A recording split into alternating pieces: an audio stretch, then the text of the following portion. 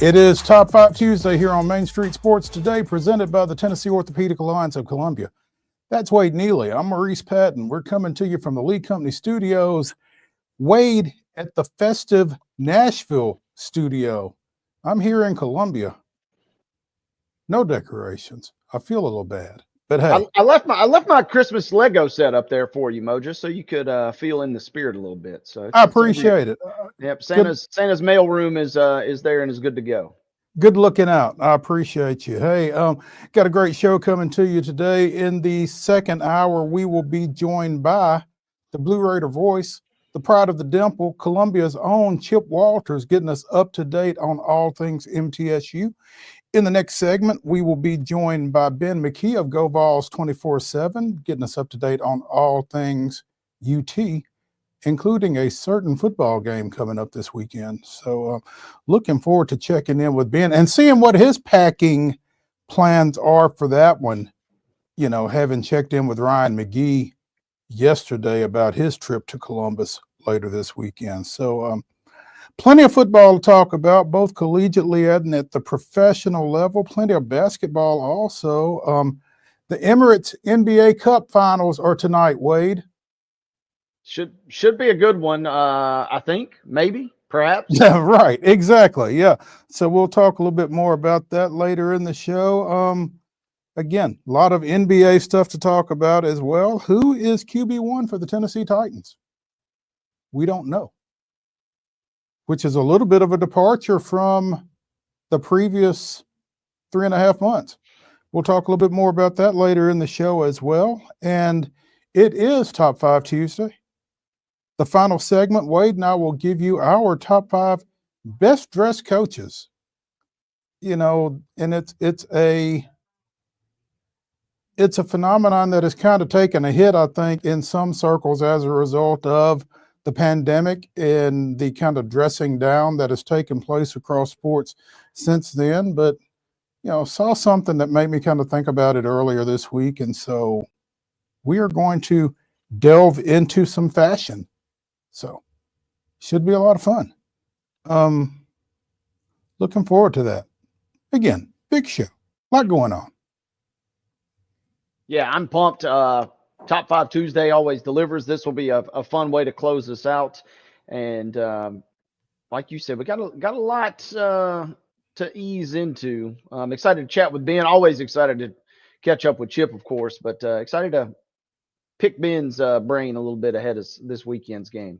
Ahead of this weekend's game, and you know, on the goings on at TBA at FCC as well. I mean, a couple of good teams playing in there these days. So we will check in with Ben and get up to date on all of that. So that's what we've got going here for the next couple of hours as we discuss local, regional, and national sports topics. So let's go ahead and get started with no further ado with yesterday's results and today's schedule on the rundown. This is the rundown.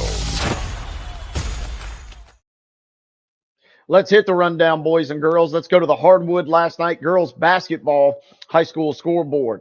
It was Laverne taking care of Antioch 37-28 to kick us off. Cheatham County turning back Greenbrier 79-51. Dixon County with a 58-23 win versus Fairview. Watertown downing FC Boyd Senior Christian 60-31. Giles County with a nice win, 46-41 on the road over at Forest. It was Frank Hughes defeating Mount Pleasant 48-32. Eagleville takes care of Friendship Christian 37-29. Sycamore with a 57-30 win versus Joe Burns. McGavock 65, Stratford 34. Moore County could not keep pace with the Loretto Lady Mustangs. Loretto winning that one 69-55. It was Murfreesboro Central Magnet 66, Cascade 52. Red Boiling Springs with a 46-20 win over Merrill Hyde.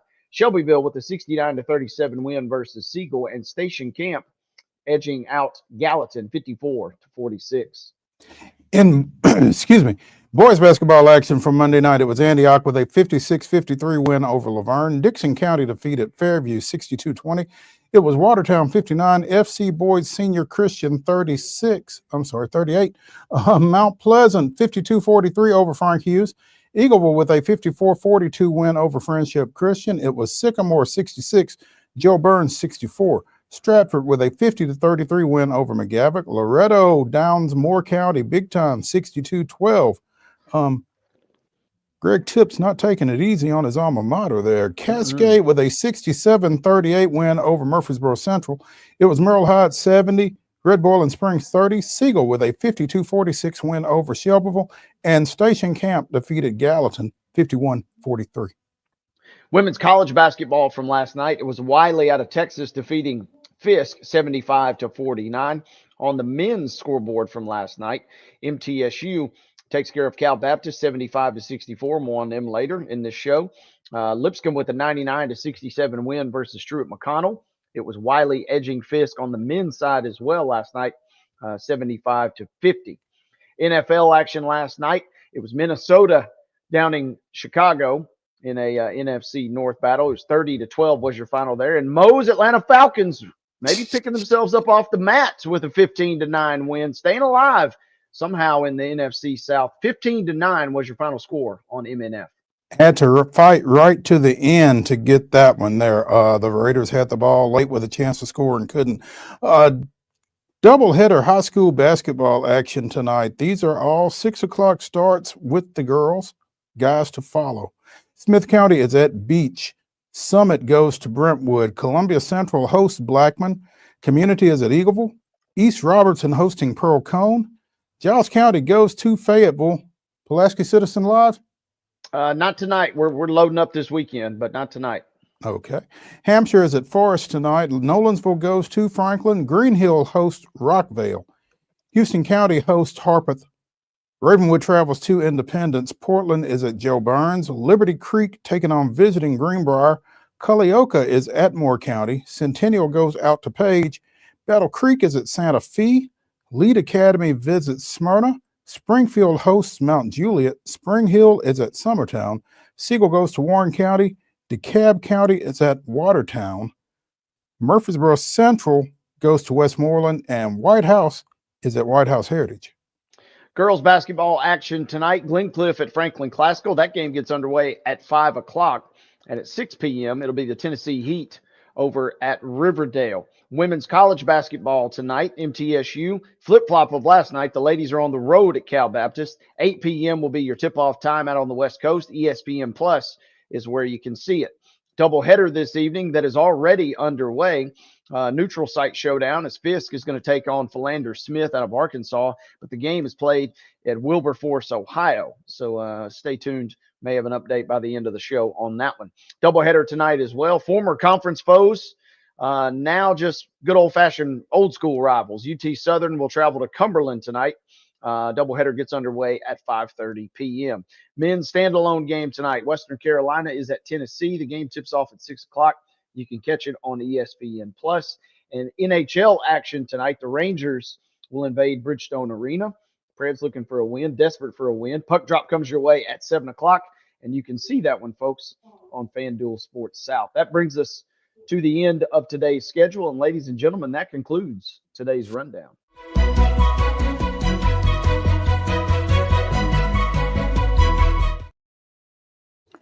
Our top story today brought to you, as always, by the fine folks over at Piggly Wiggly in Neely's Mill in Columbia. Be sure and check out their delicious daily deli lunch options available from 11 a.m. until 6 p.m. Also, their hand-cut meats and everything is cost plus 10% at the cash register. Piggly Wiggly, Neely's Mill in Columbia, bringing you our top story. You know, a few weeks ago, we were fortunate enough to speak with Independence girls basketball assistant Rhonda Blades Brown, and part of that conversation involved her son, Blades Brown, the former Brentwood Academy golfer, 3-time state champion as an 8th grader, freshman, and sophomore, and what his future plans were after leaving school this past year to kind of focus on his golf career. Well, he has decided to continue that focus on his golf career without school, despite a number of collegiate scholarship offers. He has chosen to turn pro and will do so beginning next month at the Amex Tour stop in La Quinta, California. So He's a high school junior. Again, he won 3 TSSAA Division, 2 AA state championships as an 8th grader, a freshman, and a sophomore, and he is getting ready to go do this thing for pay. This is not a decision that I take lightly, and I have spent the past months weighing all possible options before deciding on what I know is best for me. While I am proud of the accomplishments of my amateur career, I am focused on the future and getting off to a strong start in my professional career. So he gets it started again next month out in California. He's going to go pro. Man, Pretty cool, and best of luck, obviously. Jumping right into the thick of the fire. You know, they kind of start with that West Coast swing, and so I'll be curious. Man, it would be sweet if he could come out and make a splash early and kind of really catapult things. But will be fun, certainly, to keep up and keep tabs with as this PGA season kind of gets underway. Yeah.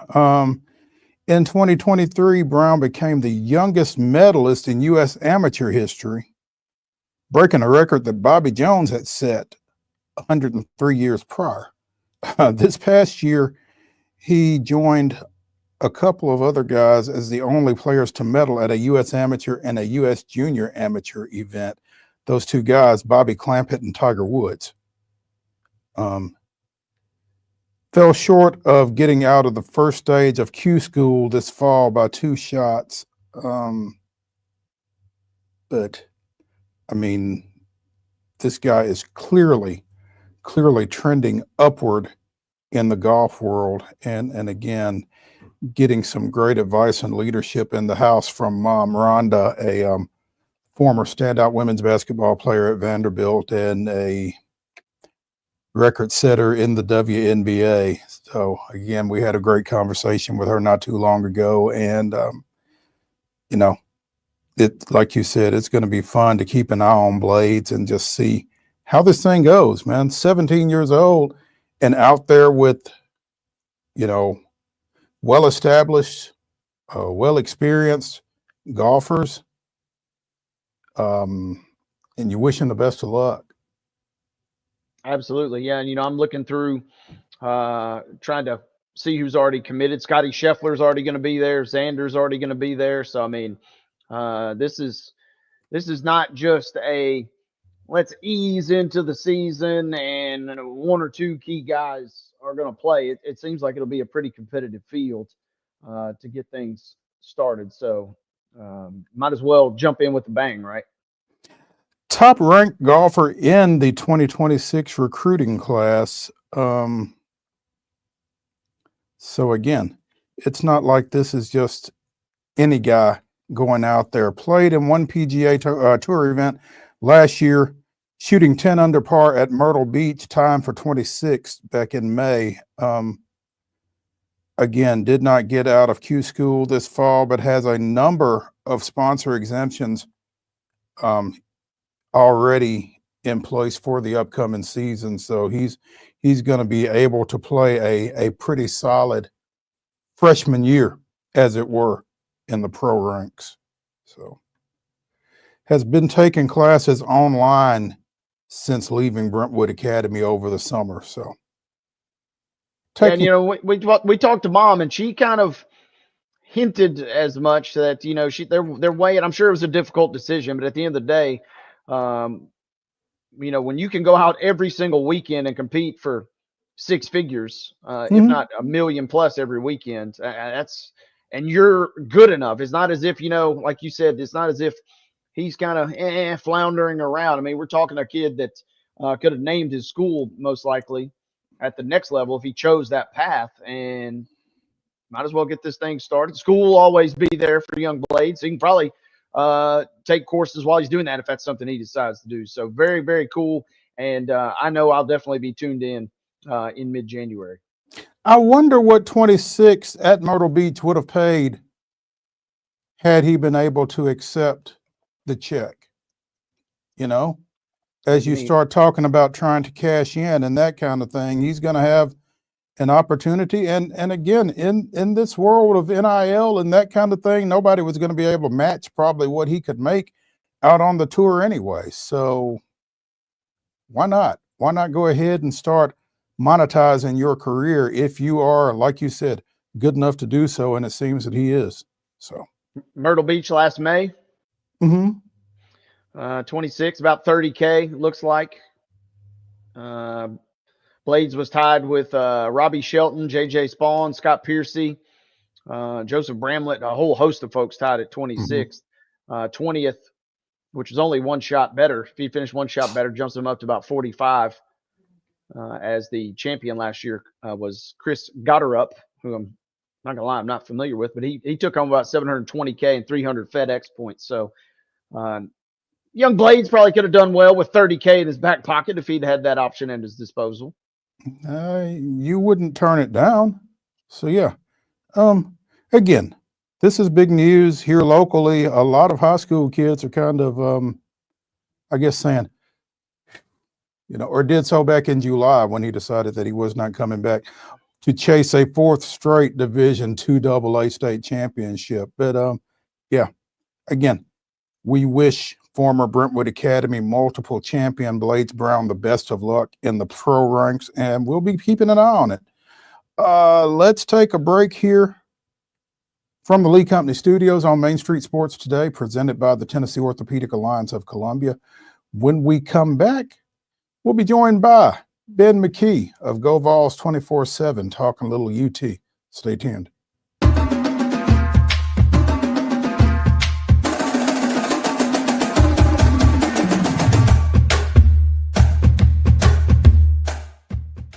Whether you're an athlete or a weekend warrior, when it comes to your performance, don't settle for anything less than excellence. We're proud to announce that Mid-Tennessee Bone and Joint Clinic is now Tennessee Orthopedic Alliance of Columbia, where we are redefining sports medicine and orthopedics. Tennessee Orthopedic Alliance's team of expert sports medicine physicians understands the unique demands of your body. TOA Columbia specializes in personalized orthopedic care, offering state-of-the-art treatments for everything from sports injuries to joint replacements. Learn more at toacolumbia.com.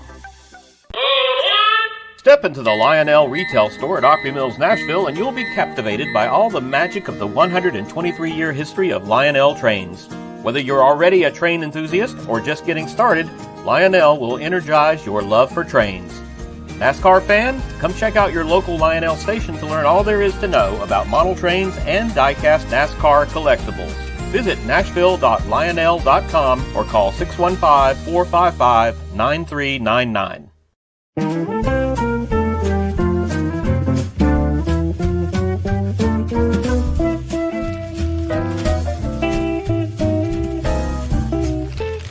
Well, we went all out for you this year, didn't we, little girl?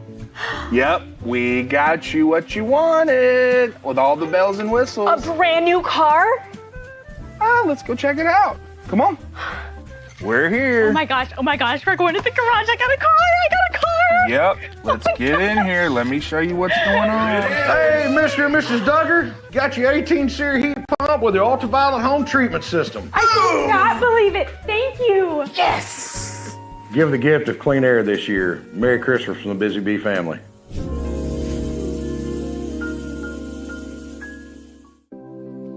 Custom Stone Handler supplies over 600 distributors and suppliers with quality stone products. Along with River Stone, we produce and distribute over 100 building, landscape, and other bulk products. Our goal is to provide quality products, service, and partnerships to ensure our customers' success. We firmly believe that the measure of any person or company is how they treat other people and customers. Give them a call at 931-490-4990 or visit CustomStonehandlers.com. With Lee Company technology, the best handymen are hands-off. Lee Company techs have been using visual findings and other smart technology tools for years to add transparency and virtually take customers along. You see what we see, whether we're in a crawl space or on a roof.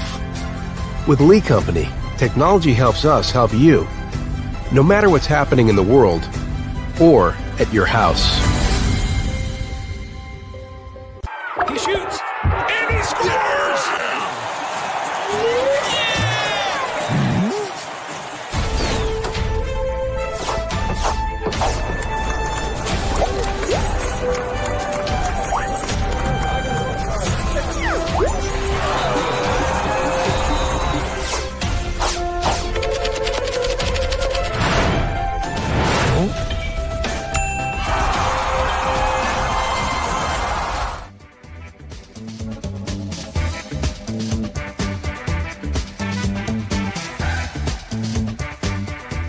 Top 5 Tuesday continues here on Main Street Sports Today, presented by the Tennessee Orthopedic Alliance of Columbia.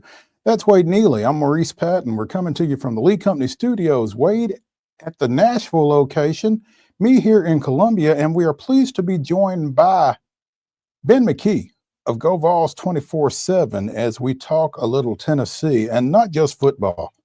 I like that cap. That's a lot better than that Yankees cap you keep wearing on here. That's good stuff.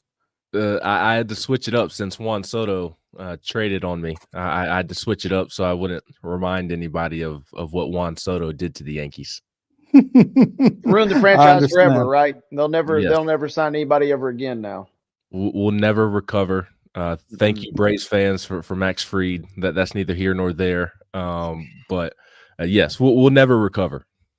Well, you know, if Max was going to go somewhere, I would just as soon it be the American League, because I thought he was going to the Dodgers, and that would have really been painful. So I can take the Yankees. Hopefully we can avoid him. But you know, Ben, there's a little football game this weekend, and it's the nightcap of 3 games on Saturday. And I think that's kind of by design. Tennessee and Ohio State in the Horseshoe in Columbus. It's not going to be very warm, as Ryan McGee of ESPN and the SEC Network reminded us yesterday when we had him on. Have you heard about sunscreen as an insulator? Yeah, that. Something that would help you stay warm? I have not. That one's a new one to me. Thankfully, I'll be in the press box, so I won't have to break out any remedy to stay warm. I will have some long johns on underneath the jeans, and I do not like the cold weather. I hate being cold. I'd rather deal with 90 degrees than 20 degrees all day long. And look, I hear you people saying that, okay, but you can add layers. You can't take layers off. I hear you, but the cold just makes me really uncomfortable. So thankfully, I won't have to break out the sunscreen. Apparently, that's a new one to me. That is a new one. It's new to us. It was new to me as well, but I will tell you that I knew there was something I liked about you, and listening to your brief soliloquy about being cold, it just kind of drives it home. Yes, I hate being cold with a passion. So hopefully the heat will be on in the press box there at Ohio State. You know, what are your thoughts about this game, Ben, going into it here as we sit on Tuesday? Yeah, my thoughts from the Tennessee side is that there should be a great level of confidence. That doesn't mean that Tennessee's going to walk in there and win the football game, but I don't think there's a reason that a lot of people are not sold on Ohio State. I think that maybe the brand is bigger than the overall ability of the team with this particular team. Defensively, they are very stout. There's no doubt about that. There are very, very few questions about their defense, if any. All their questions are on the offensive side of the football. And for Tennessee, you should have a great deal of confidence because there's questions surrounding their offensive line. They're banged up along the offensive line. They haven't gotten great quarterback play throughout the season, been very inconsistent up and down. So you would like to think that Tennessee's defensive front, which on paper is the better of the groups, if they win their matchup, then it could be a frustrating night, should be a frustrating night for Ohio State's offense. And then it boils down to, okay, can Tennessee's offense, which has been a bit inconsistent throughout the season, it is coming off of one of its better performances of the year against Vanderbilt. But Vanderbilt was a banged-up football team, and that was also a couple of weeks ago. I think the offense would, although it benefited Dylan Sampson to be off here a couple of weeks, and others as well, like like Square White and Brew McCoy, guys who were banged up in that game. It certainly benefited them to have a couple of weeks off. But with how well they played in that Vanderbilt game, you would have liked to go out the next weekend and play again, try to keep that momentum going. So if the defense can do what it has done for the large majority of this season, can the offense string together enough points to get the job done? That's kind of the big question. But to me, I feel like there should be a great deal of confidence for Tennessee in this football game because I think they're the more physical football team. And I think that could go a long ways in this game. And that is one of the things that you trust most to travel. Now, it did not travel against Georgia. It did for the first quarter. Tennessee looked good in that first quarter down in Athens. I think that it can follow that recipe, but now the question will be, okay, instead of doing it just in the first quarter, can you do it for 4 quarters? And if they can, then I think they can absolutely win this football game on Saturday night. The thing that makes me nervous from the Tennessee side is just the fact that it's on the road and it's at night. And I know there's been a lot made about the Tennessee fan takeover. It does seem like there are going to be a lot of Tennessee fans there, but it's still going to be a pro Ohio State crowd, right? So overcoming that environment at night is the one big question mark for me surrounding Tennessee going into this football game. Being kind of what you just said there is the unit versus unit matchup. It seems like to me, maybe Tennessee's defensive line, Tennessee's defense versus Ohio State's offense. I feel a lot more comfortable if Tennessee finds itself in a low-scoring kind of slugfest. That's just kind of the vibe I'm taking. So I'm curious, what matchups, unit versus unit, are you perhaps most intrigued by coming into this one? The one I'm most intrigued by, I don't know that it'll be the most important matchup because I think the most important matchup will be in the trenches. As I mentioned, I think both defensive lines have the advantage on paper over the other's offensive line. And I picked Tennessee to win at Georgia. And I was feeling real good about that prediction through the first quarter, as I mentioned a moment ago. And it just flipped. There's that big explosive play right at the end of the first quarter where James Pierce Jr. jumped off sides, and there was a big completion, and Jamal McCoy tried to shoulder tackle the Georgia receiver, and he kept going. And it seemed like from that play on, it was just a different game and a different football team. Once Georgia was able to capture the momentum, they did not give it back. So for Tennessee, can they play the way that they did in that first quarter in Athens? Because I think there's similar question marks around this Ohio State offense to the Georgia game. Going into that Georgia game, there were questions about the offensive line. They had not been playing well. They were banged up, and that's been the case for this Ohio State offensive line as well. They're without their starting center. They're without one of their starting tackles, and their play has been inconsistent throughout the season. So it starts there, I think. That to me is where the game is going to be won, because Ohio State obviously has tremendous running backs. They have tremendous receivers. They have tremendous skill players. Can Tennessee's defensive line cause enough havoc to where Howard is not able to get the football to those terrific skill position players? I think that's the matchup that wins the game. And then on the flip side of that, can Tennessee's offensive line hold up enough to allow Nico to push the ball downfield? Of course, Dylan Sampson's going to have a heavy workload. Are they going to be able to run the football when Ohio State knows that Tennessee is going to try to run the football, right? So the line of scrimmage on both sides is where I think the game is going to be won. But the matchup where I'm most intrigued by, like just pure excitement towards football, is the receiver matchup of Ohio State against Tennessee's corners, Jeremiah Smith and Carnell Tate, and the other name that I'm forgetting. Those three, that trio of receivers is the best trio of receivers probably in the country, and it's certainly the best trio of receivers that Tennessee is going to face this year. And Jamal McCoy, Ricky Gibson, they've had phenomenal years. Boo Carter as well, the true freshman.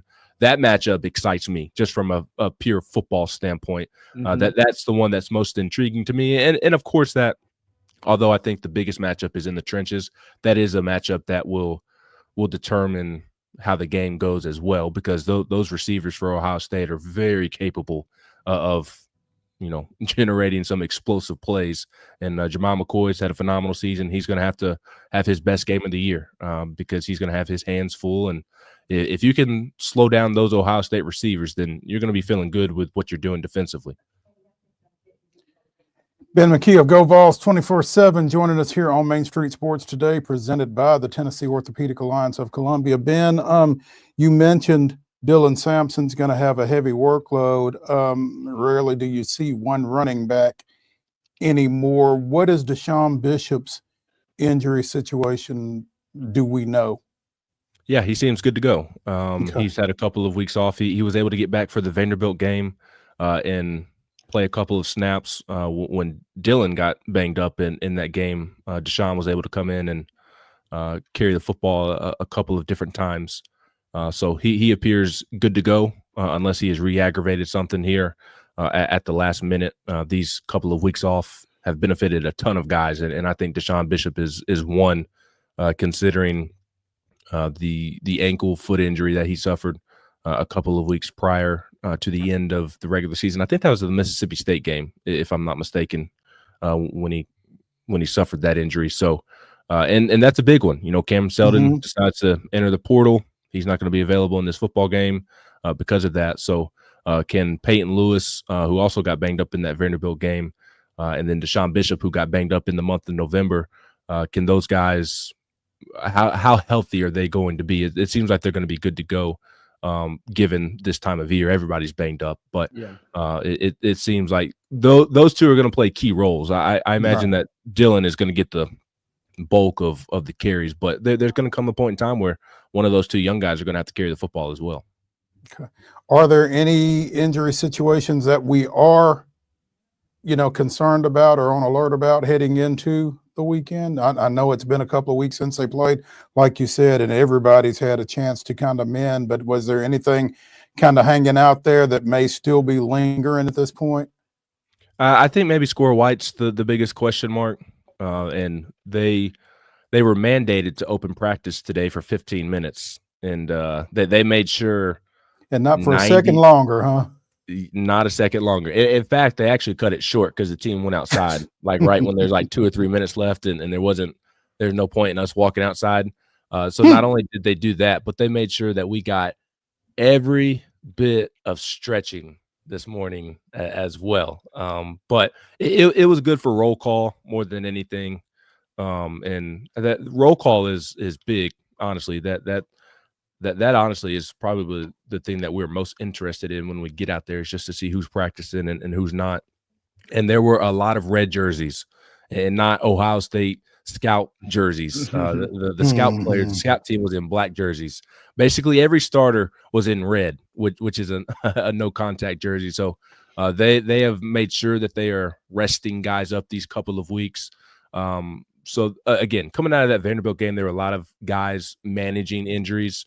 And these couple of weeks off have really helped them. Squirrel White was kind of the big question mark. He's been battling that shoulder injury throughout the season and hurt it or re-aggravated there and at the end of the Vanderbilt game. And he's kind of been in a shoulder brace of sorts and was in a thick one today. So he was dressed out and looked like he was a participant in practice, but that shoulder injury, that banged up shoulder that he's dealt with all season, has really limited him. And that was kind of the big question mark. But Josh Heupel has said a couple of times, and maybe it's him being coach speak. I get it, but he has continued to say that he feels like everybody who is on the roster is going to have a chance to play outside of the season-ending injuries. He feels like everybody's going to have a chance to go on Saturday night. Ben, you mentioned the threat or the talk of a Tennessee takeover. It wasn't you that leaked the pre-sale code all over social media, right? Just making sure. No, it was Maurice. It was not me. Okay. All right. Just making sure because Ohio State, they're not quite to Vol Twitter levels, but they're pretty close. So just wanted to make sure. But to that point, man, there's a lot of folks I know that are gearing up and going to this game.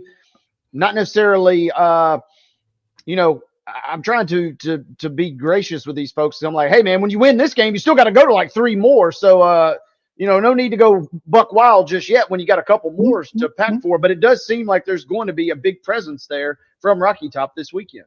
Yeah, it really does. And again, like I said earlier, it's not going to be majority Tennessee fans or anything along those lines. But for a road game in the playoffs, it feels like Tennessee is going to blow out the expectation out of the water.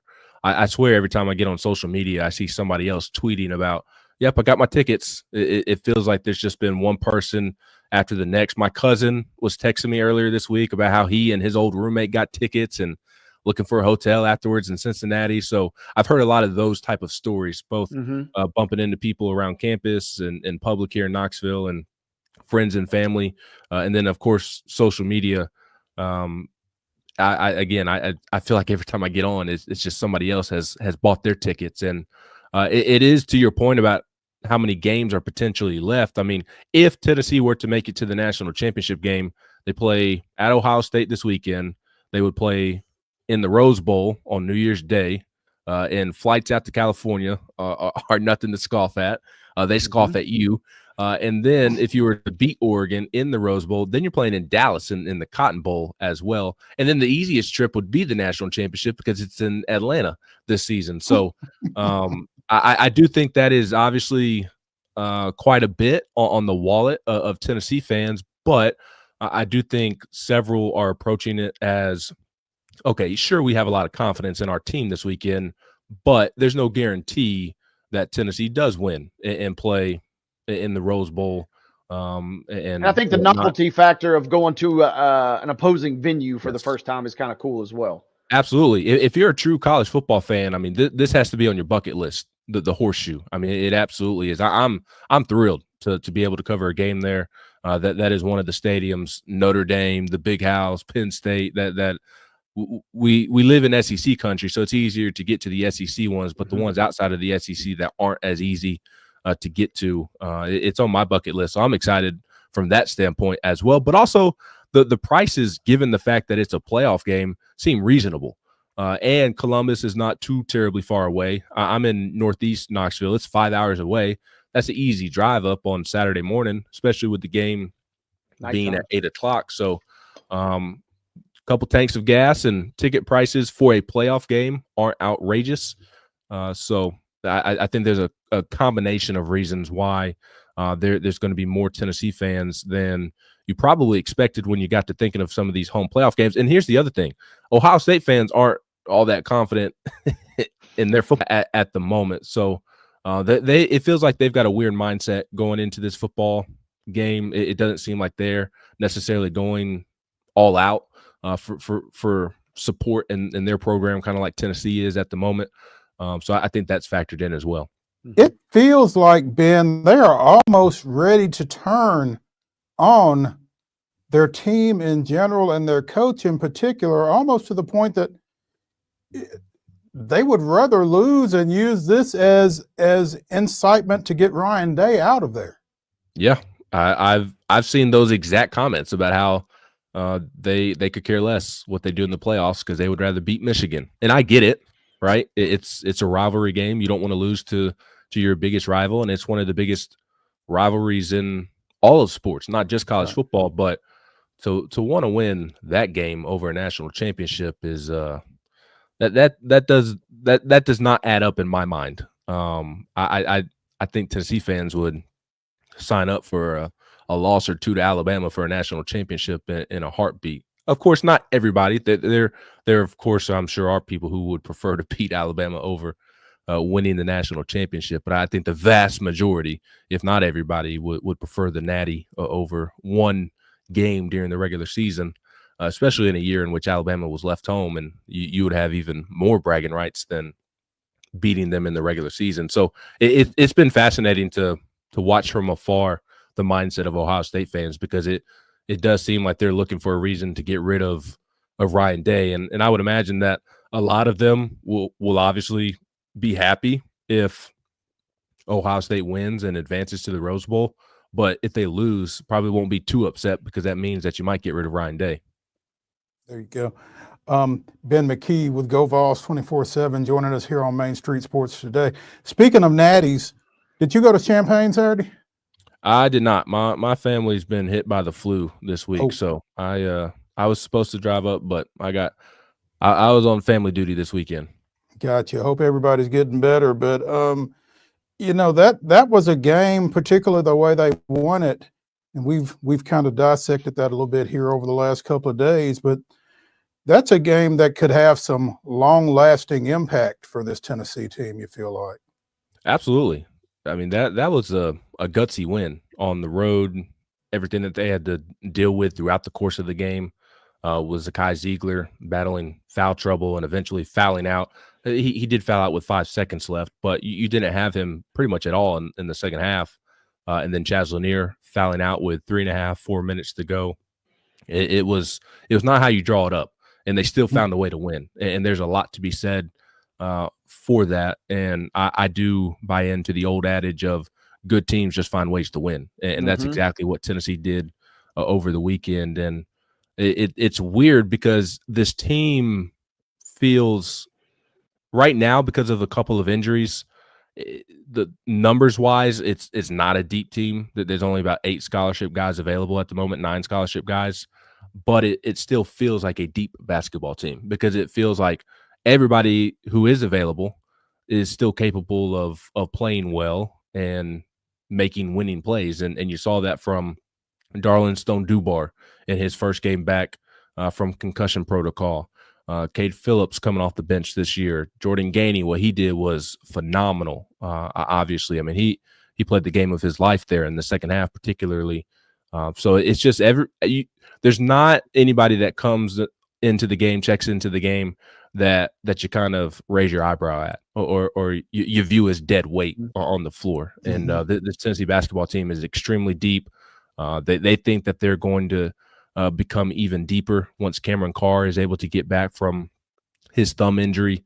They think Bishop Boswell, the freshman guard, is going to continue to progress and add even more depth. And when you have guys like Cade Phillips and Jordan Gainey and even Darlin Stone Dubar coming off the bench, I mean, they've barely even gotten anything out of Dubar to this point. He's another guy that they obviously think that they'll get more of as he settles in throughout the course of the season. But when you have guys like that coming off your bench, you're doing something right. And it's pretty amazing that they've just struck gold in the portal two straight years with Dalton Connect and Chaz Lanier. Arguably, I mean, I think Chaz Lanier is the best player from the portal this past offseason, and Dalton certainly was. And for them to strike gold in back-to-back years like that, along with Igor Milicic and others, is pretty impressive. So I think Saturday's win can carry them a long ways. This team, it just feels like it has a little extra oomph to it. The last couple of teams, they have certainly had the culture, the leadership, and were mentally tough. But this team just seems to have a little bit more of it. And I thought that was on full display on Saturday night. Ben, before we let you go, I don't know how much attention you've been able to pay to the women's team, but 33s in that win over North Carolina Central on Saturday. It sounds like this team is playing exactly the way Kim Caldwell had kind of drawn it up coming in the door. Yeah, she has an exciting brand of basketball, and it seems like her portal acquisitions. Speaking of the men's acquisitions, the women's acquisitions have been just as big. The couple of ladies that she was able to bring in from the portal, they've been significant contributors, and it's just a fun brand of basketball. And she is recruiting exceptionally well right now from the high school ranks. And to me, that is where you have to build the foundation to your program. I think really all 3 major men's programs on campus are doing that perfectly right now with football, baseball, basketball. They are recruiting and building their foundation through the high school ranks.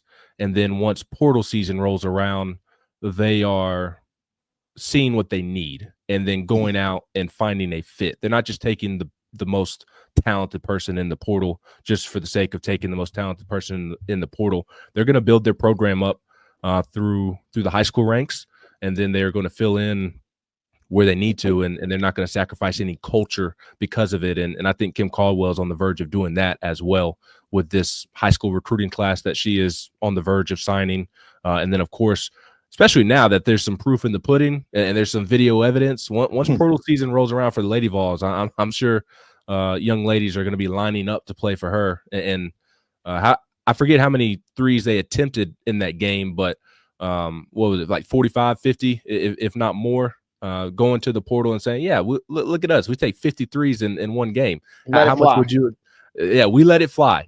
So I think you got to be really excited about Kim Caldwell right now if you're a Tennessee fan. I mean, the early returns, and I was talking about Tennessee, the men's team's lack of numbers. The women's team has a lack of numbers as well, just where she took over the program, and then they've dealt with some injuries as well. And to this point, it hasn't really mattered. I'm sure the defense will come up and bite them during SEC play, but they may score enough points to where it doesn't matter. They're a really fun brand of basketball, and it seems like the sky is the limit for Coach Caldwell once she gets her players in here. Ben, we appreciate you taking some time with us this afternoon. Stay warm this weekend, and we will check back in with you here soon. Absolutely. Y'all enjoy the rest of your week. Awesome. Thank you, Ben. Thank you. Hey, when we continue here on Main Street Sports Today, presented by the Tennessee Orthopedic Alliance of Columbia, we'll talk a little bit more college football. Stay tuned when we come back to the Lee Company studios after this.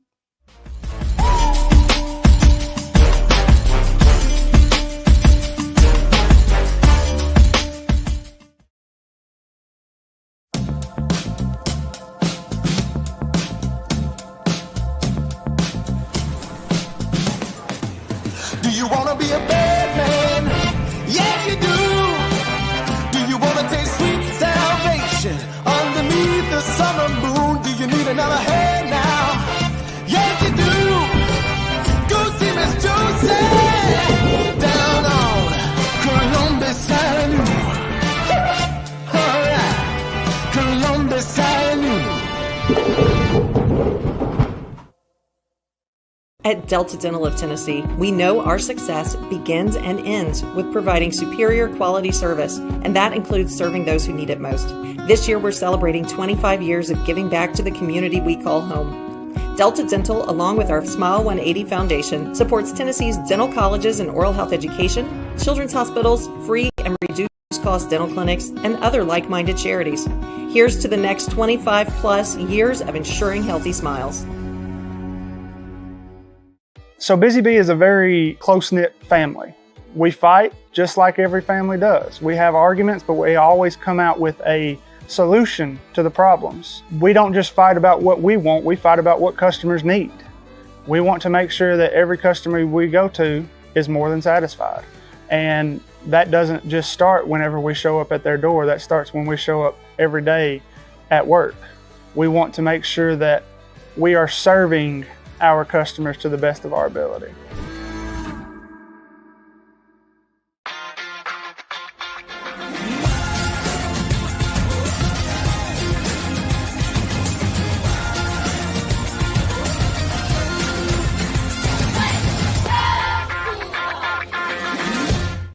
With Lee Company technology, the best handymen are hands-off. Lee Company techs have been using visual findings and other smart technology tools for years to add transparency and virtually take customers along. You see what we see, whether we're in a crawl space or on a roof. With Lee Company, technology helps us help you, no matter what's happening in the world or at your house. Whether you're an athlete or a weekend warrior, when it comes to your performance, don't settle for anything less than excellence. We're proud to announce that Mid-Tennessee Bone and Joint Clinic is now Tennessee Orthopedic Alliance of Columbia, where we are redefining sports medicine and orthopedics. Tennessee Orthopedic Alliance's team of expert sports medicine physicians understands the unique demands of your body. TOA Columbia specializes in personalized orthopedic care, offering state-of-the-art treatments for everything from sports injuries to joint replacements. Learn more at toacolumbia.com.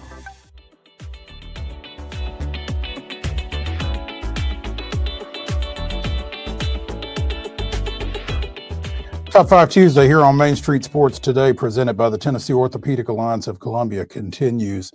That's Wade Neely. I'm Maurice Patton, coming to you from the Lee Company studios. Wade in Nashville, me here in Columbia, and more coaching news out of the Atlantic Coast Conference today as Dave Clawson has stepped down at the top of the Wake Forest football program. Clawson, 57, spent the past 11 years with the Demon Deacons, 67 and 69, 7 straight bowl appearances from 2016 to 2022, played for an ACC championship in 2021, going 11-3 and finishing top 15. Since 2021, though, things haven't been so good in Winston-Salem. Wake coming off of back-to-back 4-8 finishes. But this guy spent 5 years at Bowling Green, won the MAC his last year before going over to Wake, had been at Richmond before that and at Fordham where he led that program from an 0-11 season to a conference championship. He's had 10 win seasons at 4 different schools. And I'm not sure that any other Division I coach has done that. So, you know, he can coach a little bit. One of his claims to fame, question mark, is that he was the offensive coordinator at Tennessee in Fulmer's last season in 2008, but seems to have overcome that blip relatively well. Wake Forest was kind of fighting uphill, though, for the most part, in that, you know, we've talked about developmental programs, and they were kind of that. Kenneth Walker, the running back for Seattle, started his collegiate career at Wake, finished at Michigan State. You know, Sam Hartman started his career at Wake, finished at Notre Dame. So, you know, they are fighting an uphill battle over there, and you know, it'll be interesting to see what direction they go in to try to plug that gap that Clausen is leaving, because he had things going in the right direction, just couldn't sustain it. And I don't know that that's necessarily a coaching thing. It might just be a program thing. So, yeah, it just feels like they've kind of not gotten it figured out these last couple of years, and so kind of, you know, a chance to reshuffle the deck, if you will, and kind of see what you get out, because I mean, you talked about it. 2021 wins 11 games, but prior to that, even under Clausen, you know, they just won 8 a handful of times. So, I mean, this is not a place where this has got just, you know, this big, long, successful track record as an institution on the gridiron. So, all the best in retirement, but it feels like, yeah, Wake's they got a lot of shuffling to do if they want to continue to ascend in the ACC pecking order. yeah, and I mean, you know, it's like we were talking to Ryan McGee yesterday about the North Carolina situation. I mean, sustained success on the football field in the ACC, you know, other than Clemson and Florida State, you know, maybe Miami, and I don't know that Miami necessarily has done it in the ACC. I mean, there just aren't a whole lot of schools that you can really point to as that in that conference. So they got a tough situation to figure out over there. But Neil Brown, the former West Virginia coach, has been connected to the position. I don't know how that goes. James Madison coach Bob Chesney, who took over, I guess, when Kurt Signetti left JMU and took over the Indiana program this year. But, you know, that's not an easy gig. So it'll be intriguing to see what direction they go in with that. Wade, it was interesting, you know, scanning through Twitter over the course of the night last night and seeing Michael Vick connected to not one, but 2 coaching vacancies at the collegiate level. The former NFL quarterback been in contact with both Norfolk State, which he's from, Newport News in Virginia, and Sacramento State about their coaching positions, apparently. Now, how serious either of those is, you know, up for debate, particularly the Sacramento State situation, as they are making noise about trying to get into some iteration of the Pac-12 and having $50 million committed in NIL money if that takes place, and different things like that. Vic seems awfully comfortable as a studio analyst for Fox Sports right now. So I don't know if any of this goes anywhere or not, but it's certainly, if nothing else, it speaks to how well he has, or how well his image has been repaired, I guess, since the issues that ended his career in Atlanta. So. Absolutely. And I mean, Sacramento State was one that I was not privy to. Norfolk State seems like a slam dunk, obviously, if that's the direction both of those parties decide to go to. It also does seem, you know, Hadn't heard a lot on the national scale in terms of major success for that program, but a chance to maybe, you know, go home per se, a chance to, you know, dip your toes into the water, find out if you want to get into this coaching thing. I mean, it's easy to say, but it feels like Dion has made it look so easy and effortless at times. You know, we talked about Ray Lewis randomly paying somebody to float his name out there a couple weeks ago to be in the FAU mix.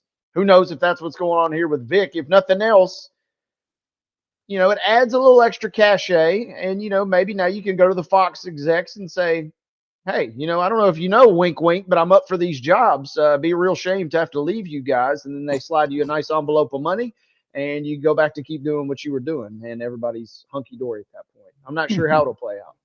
Yeah, it'll bear watching for sure. Memphis, West Virginia, Frisco Bowl tonight.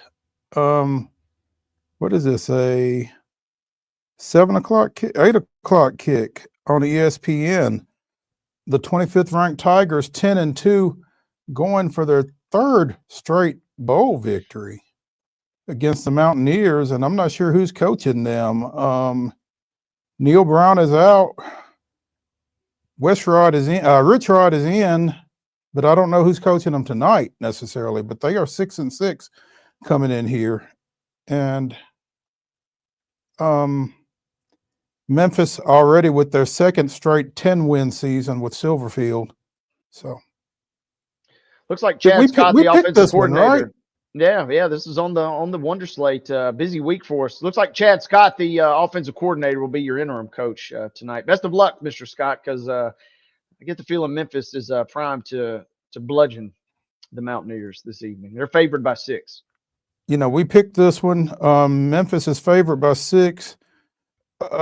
I think a bigger which is up, by the way, from when we picked it Friday, which was 5 then. So more money has come on Memphis since the weekend. The OU is 60.5. So, I mean, 24-20 doesn't get you there. I mean, this has got to be, and 35-21 doesn't even do it. I would be wary of that number. Yeah, thank goodness we didn't pick that one because I'm staying away on the total tonight. I do well enough to pick the spreads. I'm not even going to think about bowl over under at this point because Memphis can win this game 42-7, and I wouldn't be shocked just the way the two programs currently sit. One is a well-oiled machine, and the other is, you know, potentially on the come up in the future, but kind of in a state of flux right now. Absolutely, and that is a scary high number, like you said. Yeah. Okay. Our number 1 of Top 5 Tuesday is in the books. In our final segment of the show, Wade and I will give you our best dressed or most memorably dressed coaches.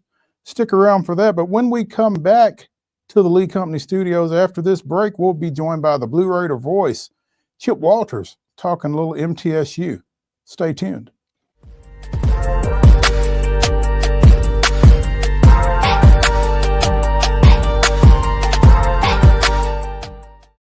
Nashville's Nutcracker returns to TPAC this December, presented by Nashville Ballet. This holiday season, audiences will journey with Clara and the Nutcracker Prince through Nashville's history and the land of sweets. Tickets at NashvilleBallet.com. Hi, I'm Dr. Vilai Saisuka, CEO and founder of Premier Foot and Ankle Centers of Tennessee here in Murfreesboro. We offer foot and ankle care from ingrown toenails to diabetic foot wounds. We also fix ankle fractures and things like that. Call us today to schedule an appointment. We look forward to seeing you. Because here at Premier Foot and Ankle, we believe that the journey begins with happy feet.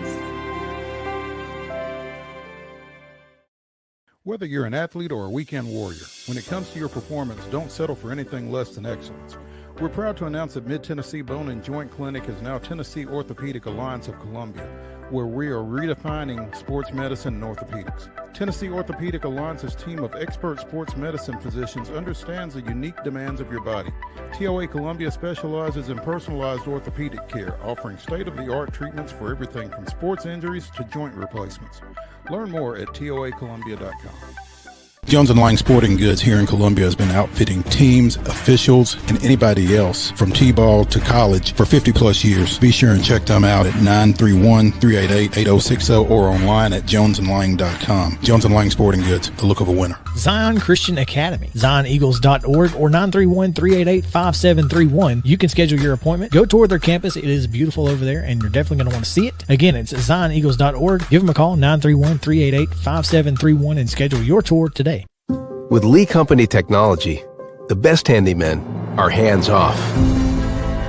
Lee Company techs have been using visual findings and other smart technology tools for years to add transparency and virtually take customers along.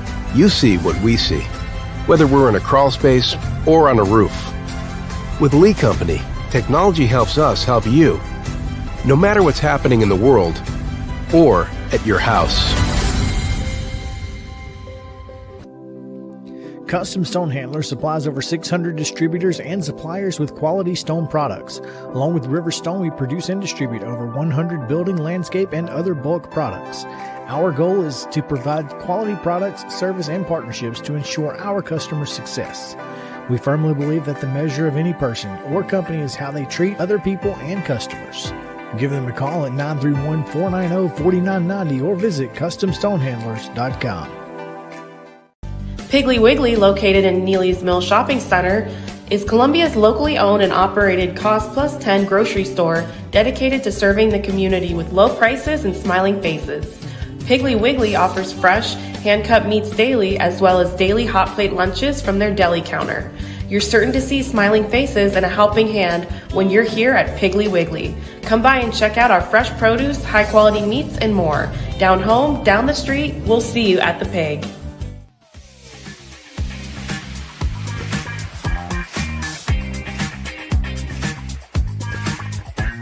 Hour number 2 of Top 5 Tuesday here on Main Street Sports Today, presented by the Tennessee Orthopedic Alliance of Columbia, starts right now.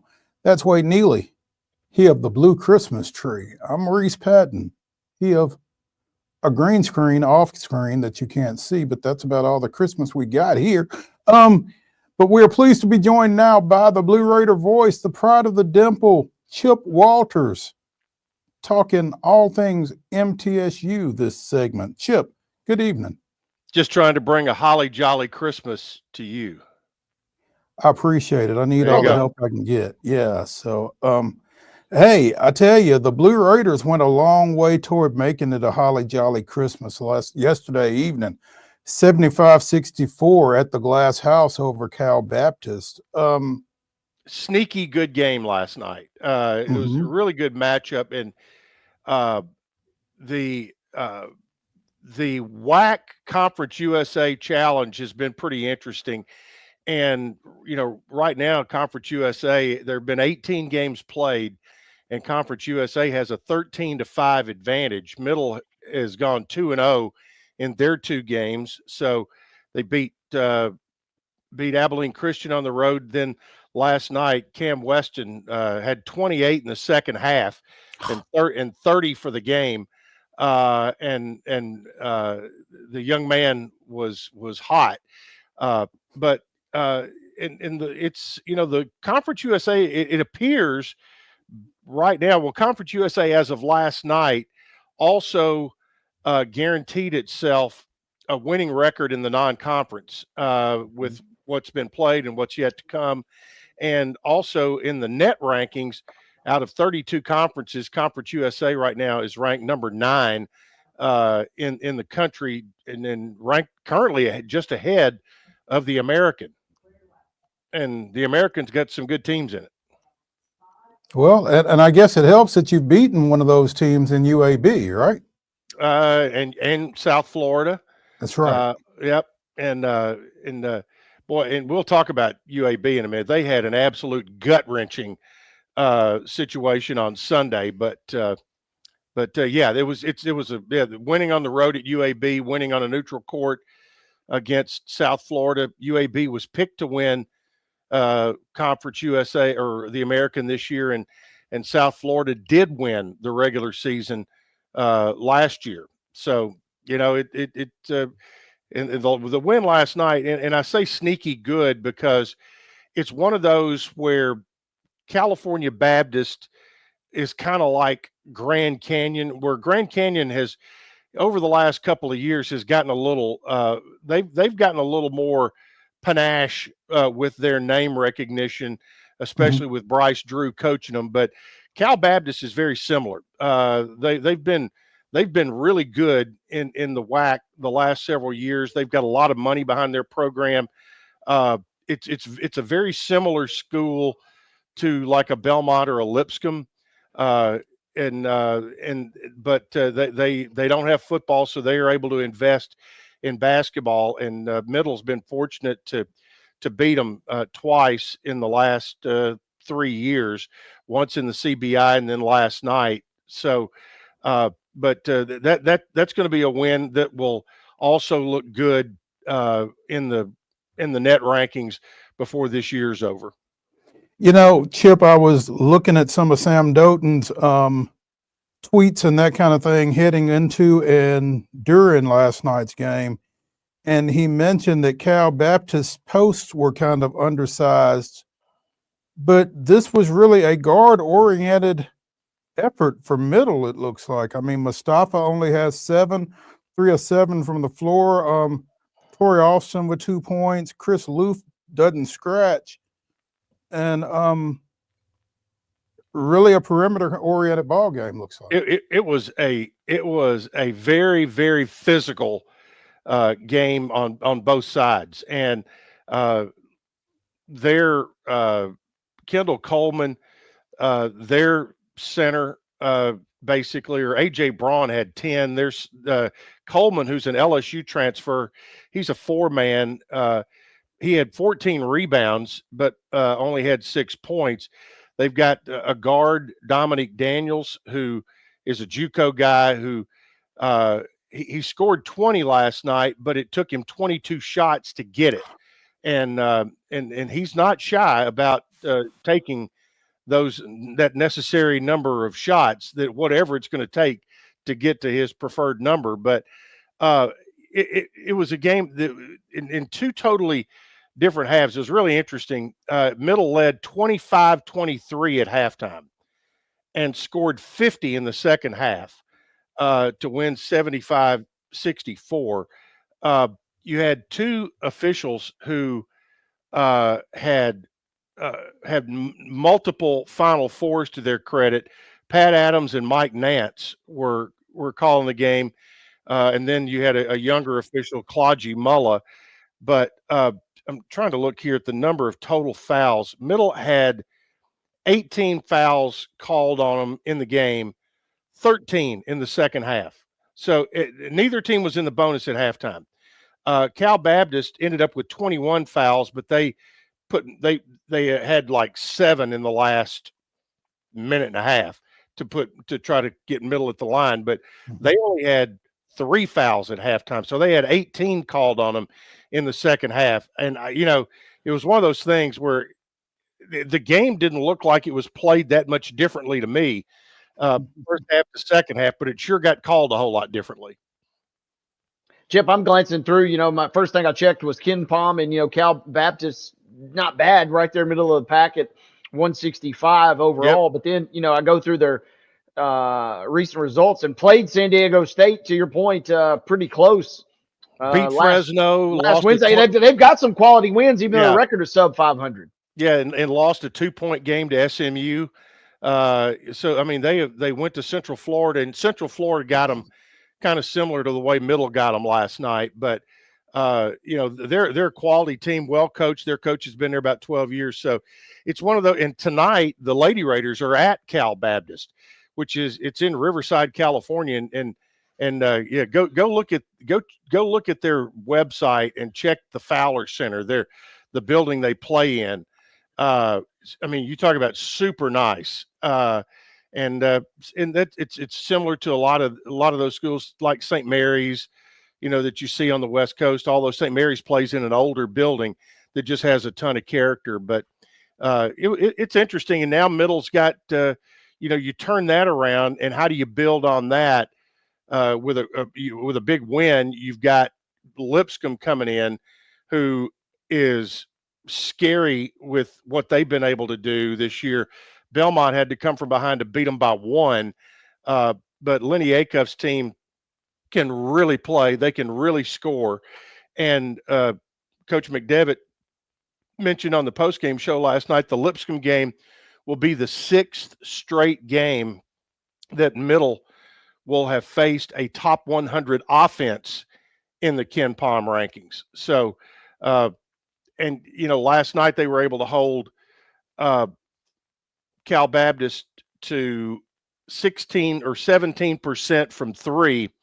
And Middle going into the game last night was number 4 in the country in 3-point field goal defense, giving up only about 25%, and then held Cal Baptist to 17% last night.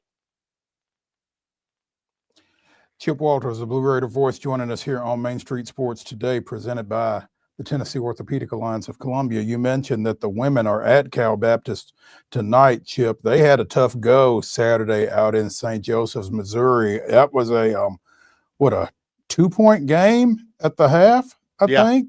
And then Kansas State just blew it open and won it 74-48. And I thought I heard a scream some point Saturday evening. It was probably Rick Ensel screaming at his young ladies there at that point. I mean, from a 2-point lead to a 26-point loss, and I know it's the road and everything else. I know it's Kansas State, but that's just not – it doesn't sound like Middle basketball. No, and right now they're trying to find their way offensively, and Coach Ensel talked about it on the postgame show with Joe a little bit, that they're not getting production out of certain parts of the lineup and on certain days. The thing is, you kind of got spoiled with Savannah Wheeler, who was a scoring point guard, and right now Courtney Blakely is not that scoring point guard. Scoreless. Saturday. Yeah. And you also with Anastasia Boldreva, I think, what was her shooting numbers? If you look at the box, like it wasn't great. No, it was her percentage was low, and so he talked about some of that as well. So understand they had a really good practice yesterday. They were able to fly out there straight from Kansas City out to Riverside or into LA, and the Cal Baptist is in Riverside, California, and had a good practice there Monday, and I'm sure a good game day practice today, and they'll tip it off tonight at 8:00 Central. It'll be 6:00 out on Pacific time, but 8:00 here, and it'll be on the Blue Raider Network, and I think probably ESPN Plus, but not quite sure about that. I'll be listening to the radio. Middle shot 17 of 60 from the floor against K-State. Boldreva 5 of 22. Blakely 0 of 9. So yeah. So there's a lot of it is there, and their center, I think they've got a really good size center that caused some matchup issues. Okay. All right. This will finish them for pre-Christmas, right? Well, pre-Christmas they've got a road trip to Princeton, right? Between Christmas and New Year's. Yeah. Okay. And then they won't be back here before the start of the year. Correct. On January 2nd, they'll open up conference play at home against FIU while the guys are on the road at FIU. The mirrored schedule will kick in. Chip, while we're talking Lady Raiders, I guess, obviously the conference schedule will be what the conference schedule will really tell the full story of the season. But I guess kind of where we sit right now, are you mildly panicked? Any concern? I guess just your overall concern at the moment. No, I mean, they'll get them right for the league. And you look at where they are right now, they're still 7-4. And have played probably one of the tougher schedules that they've ever played. You think about, okay, your losses are to Belmont, who has has had the magic number against them, 4 out of the last 5 years. But you lose to a 13th ranked Kansas State team. You lose to a ranked Iowa State team. You beat Purdue, and also one other loss in there, but that would be the fourth. And you've had to go away from home more than they've typically gone away from home. So, I think everything will kind of work itself out. I mean, going on the road's never easy, whether it's Cal Baptist tonight or Princeton coming up a bit later with their style of play, and certainly not on the road playing a top 20 team. Oh, Hey, Tennessee was the other loss. So are you insinuating pretty good right now? Absolutely. Are you insinuating the Princeton offense, quote unquote, translates to the ladies as well? I think it does, and I think they certainly use it. And I'm not sure that it's as full go on the women's side as it is on the men's side, but I can assure you there will be backdoor cuts involved with the Princeton Lady Tigers. Many backdoor cuts, he says. Yes. Chip, what's the latest out of, I guess it's safe to say, year 2 of Derek Mason now? Well, year 2, or I mean, it's we talked a little bit about this. Derek, Derek's a man of words, and he toward late in the football season, getting close to signing date, he characterized the signing class of December of 2023 as year 0, and said and characterized this class of high school signees that they've had as year 1. Okay. And I get that where they were. They have added to that class with a running back over the weekend. They had 16 signees, 10 of which were in state, signed a running back who had been a Penn State commit that decommitted back in August. He's a young man out of Arkansas that had about 1,400 yards and 21 touchdowns last year in his senior season. He is signed, sealed, and delivered. And they also, you're now starting to see portal kids starting to commit, those that are going out and those coming in. For instance, Omari Kelly has made a commitment to Michigan State, the Blue Raider receiver who, was given an opportunity to play at middle and had 53 catches for nearly 900 yards this past year, and has chosen to go elsewhere than the place that gave him the opportunity. He's just going north, further and further north every year. That's right. But on the flip side, I think other people see what the opportunity that Kelly was given here and how he was able to take advantage of that within the structure of Middle's offense. And that has gotten some people's attention. As I look here on 247 Sports, Tyree Patterson out of Central Florida he's 6'2", 186. He is a wide receiver that is committed to come to Middle. So there's one there, and you hear whispers and all of that kind of stuff, and you just kind of wait till you see it on social media and see how things end up. That's intriguing. Kelly to Michigan State to me, I think, but I mean, I don't know enough really to say much more than that's intriguing. So yeah. Conference USA announced its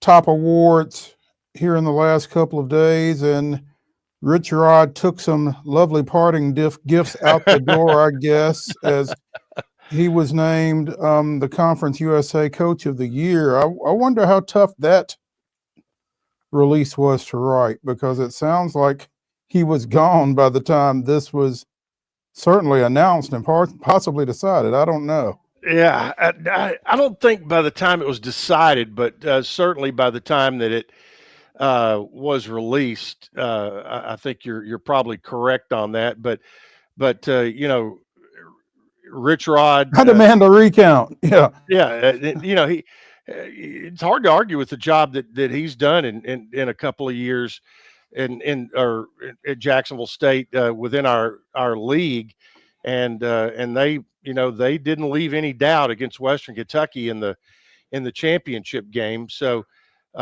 it's you know, it's hard to imagine him not going back to West Virginia had he, you know, if he had been given the opportunity, which he obviously was, Mm-hmm.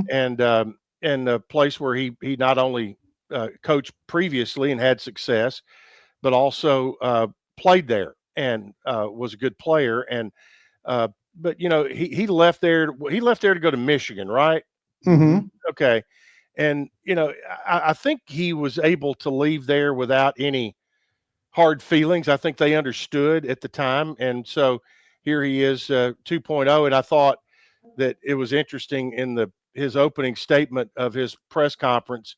He said he goes, you know, great to be back at West Virginia University. I should have never left. And that was what he said.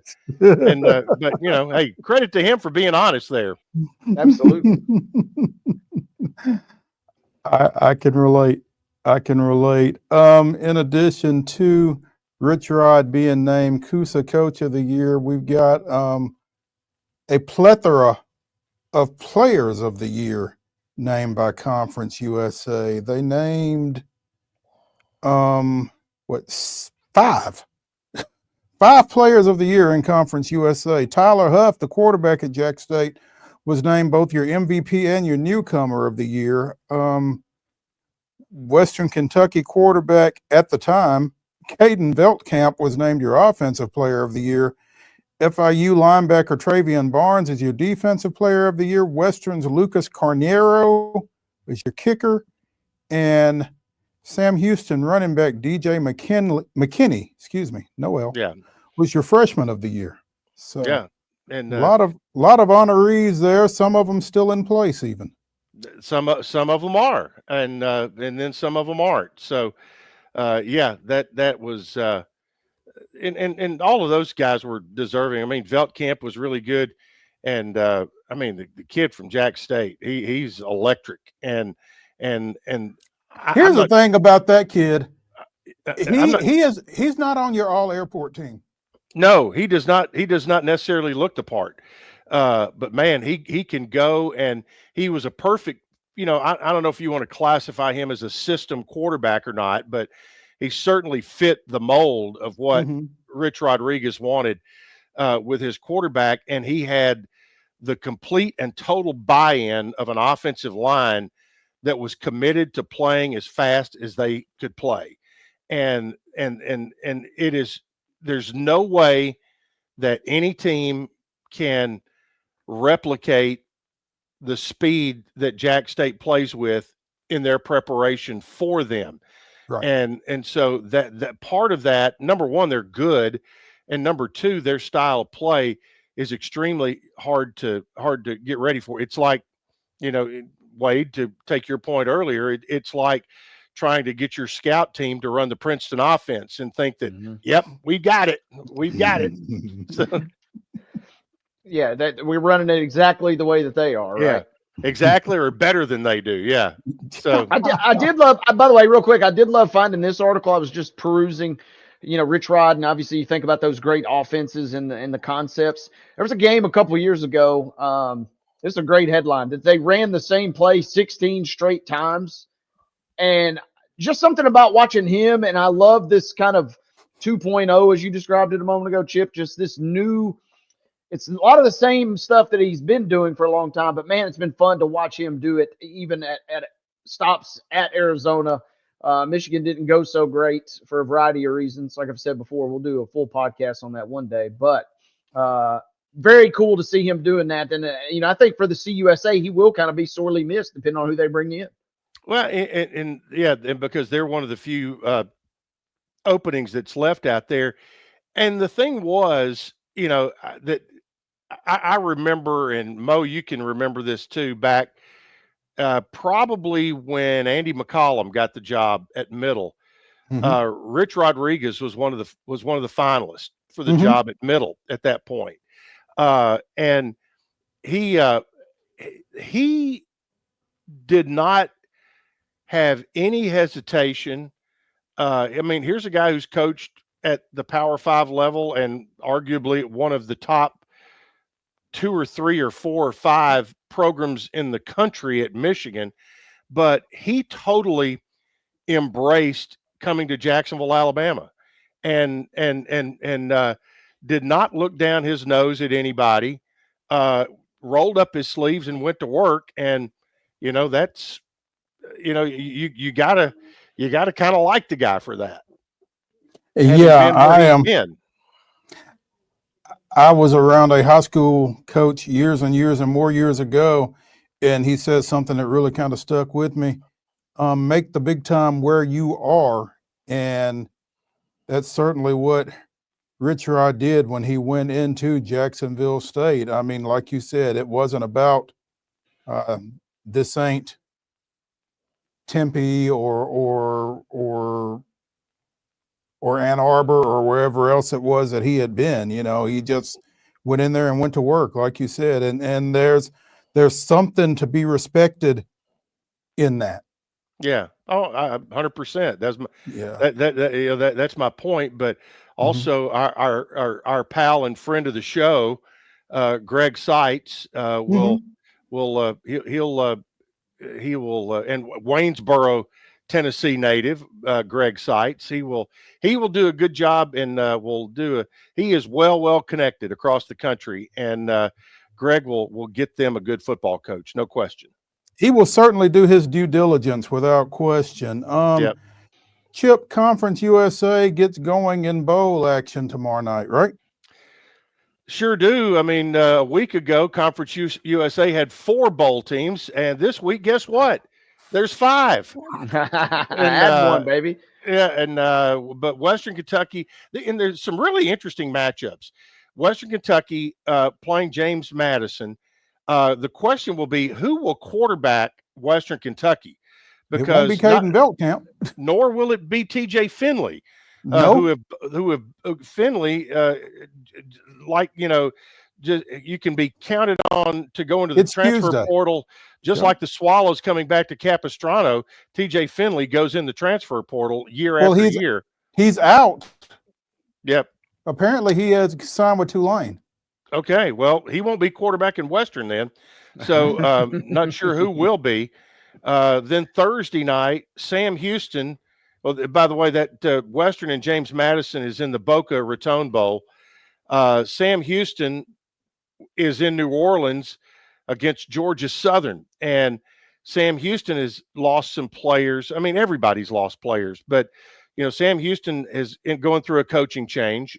Casey Keeler has taken the Temple job, and by the way, I've got a stat for you, or a piece of trivia in just a minute. Okay, don't forget it. Yeah, I won't.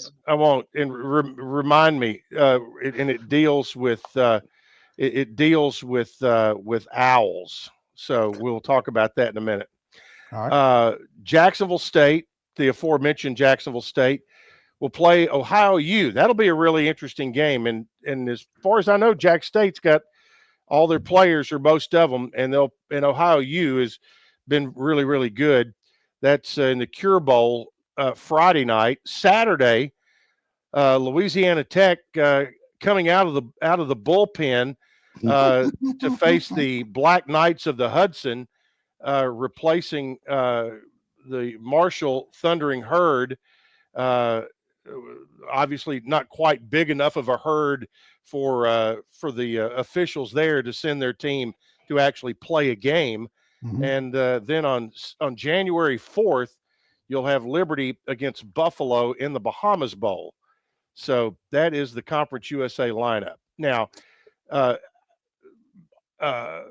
me, Marshall is getting a ton of crap for what they have pulled here, and well deserved. But it's not just their fault. It is a good bit their fault, but it is also part of a system failure that we are in, where you have a transfer portal opening up before the bowl season and now playoff season. So I find it really interesting that all of a sudden it's a problem because James Franklin is losing players. So now it's, oh, wait a minute, now we've got to do something.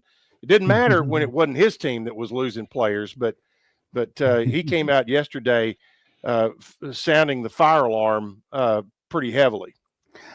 You know, Chip, I'm going to take a little exception because I don't know that Marshall does deserve the crap that they're getting. I mean, when I think it goes back to the system, but once they lost 25 guys to the portal, that wasn't their team that was getting ready to play Army anyway. I mean, we talked about it a little bit yesterday on the show, and a national football writer mentioned that shame on Marshall because Army's suffering from this, but the team that Army was going to play wasn't the team that went 10-3 all season. And I mean, a 5-7 Louisiana Tech certainly isn't a 10-3 Marshall, but that wasn't a 10-3 Marshall that was going to show up for that game either.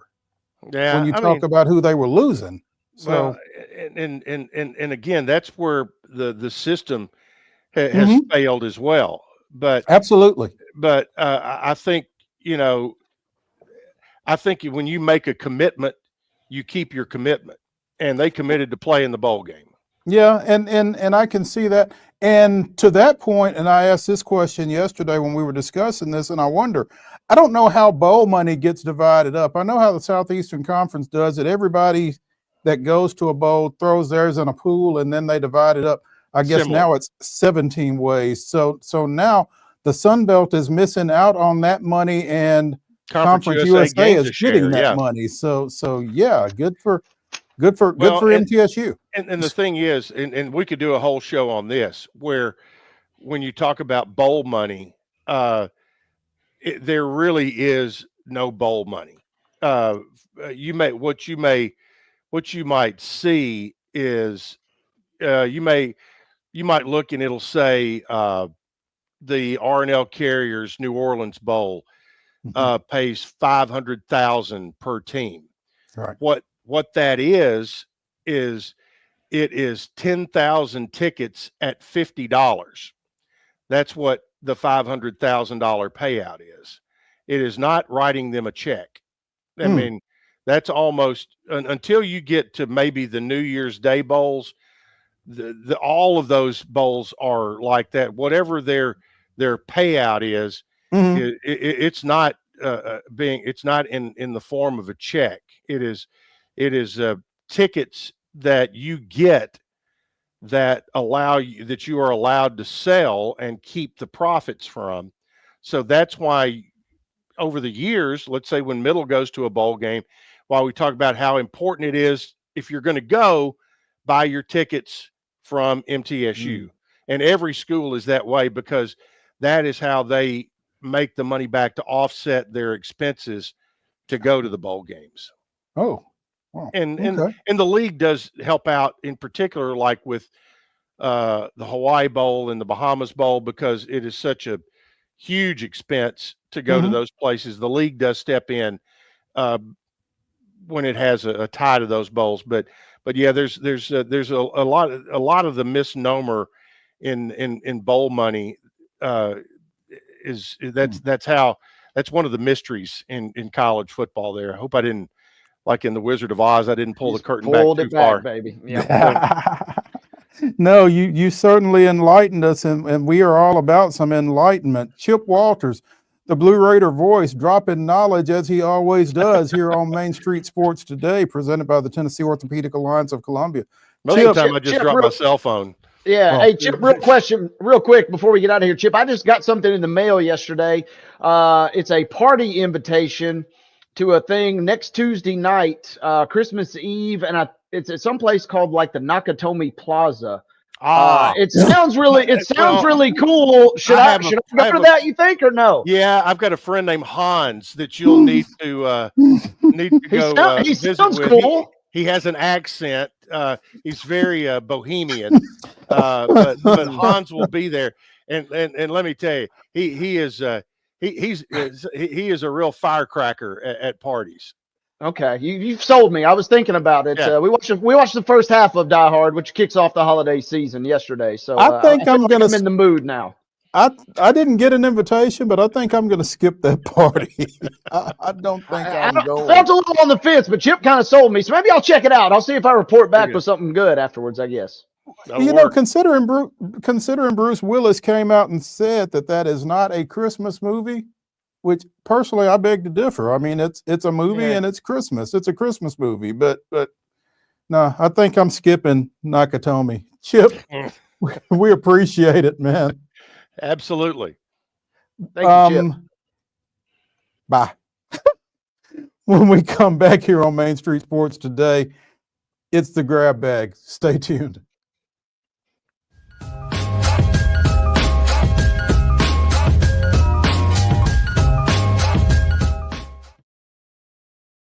Hi, I'm Riley, a certified physician associate here at Premier Foot and Ankle Centers of Tennessee. We have a couple locations, Murfreesboro, McMinnville, as well as Franklin. We treat people of all ages. We're excited to get you back on your feet and hope we can help you today. Call us today to schedule an appointment. We look forward to seeing you. Because here at Premier Foot and Ankle, we believe that the journey begins with happy feet. He shoots, and he scores!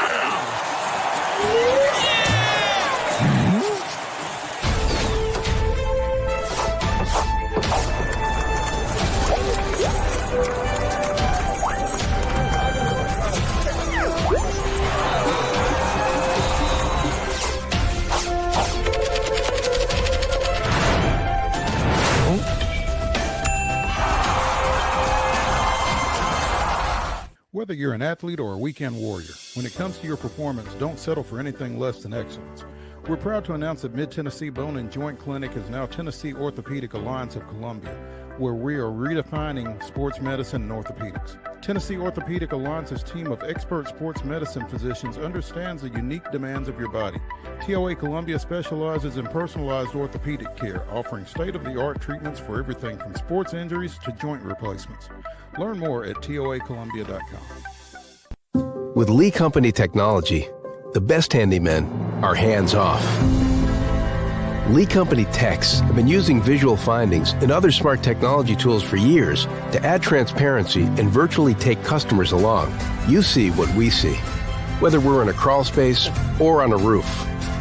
With Lee Company, technology helps us help you, no matter what's happening in the world or at your house. Jones & Lang Sporting Goods here in Columbia has been outfitting teams, officials, and anybody else from T-ball to college for 50 plus years. Be sure and check them out at 931-388-8060 or online at jonesandlang.com. Jones & Lang Sporting Goods, the look of a winner. Zion Christian Academy, zioneagles.org or 931-388-5731. You can schedule your appointment. Go tour their campus. It is beautiful over there, and you're definitely going to want to see it. Again, it's zioneagles.org. Give them a call, 931-388-5731, and schedule your tour today. Piggly Wiggly, located in Neely's Mill Shopping Center, is Columbia's locally owned and operated Cost Plus 10 grocery store dedicated to serving the community with low prices and smiling faces. Piggly Wiggly offers fresh, hand-cut meats daily, as well as daily hot plate lunches from their deli counter. You're certain to see smiling faces and a helping hand when you're here at Piggly Wiggly. Come by and check out our fresh produce, high-quality meats, and more. Down home, down the street, we'll see you at the Pig.